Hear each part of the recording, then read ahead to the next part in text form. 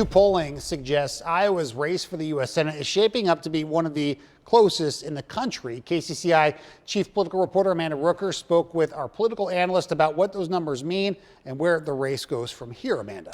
Yeah, Ben, this is some of the first public polling that we've seen for Iowa's U.S. Senate race, which has already been commanding a lot of attention. And these polls confirm what many had been expected, that this is expected to likely be an incredibly close contest.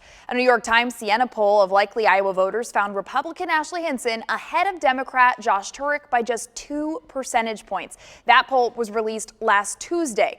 The next day, a Fox News poll of registered Iowa voters had a different outcome. That poll had Turek in the lead by 4 percentage points, still very close. Now, while these results conflict, both are within the poll's margins of error. KCCI political analyst Dennis Goldford says these polls are just a snapshot in time and it is still early, but these numbers also stand out because of Iowa's political landscape the last several election cycles. Iowa is a more Republican state than it is Democratic state. It's been a red state for quite a number of years. But that these polling results are so close to each other suggests that at least at this point, again in the early innings, if I were candidate on either side, I would be hopeful because it suggests that the race is competitive. Goldford says Hinson enters the race with advantages in name recognition and fundraising from her time in Congress, but she'll also have to defend her record and navigate a shifting political environment.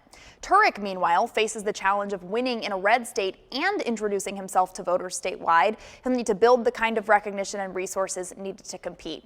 Of course, as November gets closer, political analysts expect both candidates and outside groups to flood the airwaves with ads as national parties target key races. That includes this one in their fight for control of Congress. Ben? I guess for a lack of better word, the fun, right, has already started. It's busy. Yes, Amanda, thank you.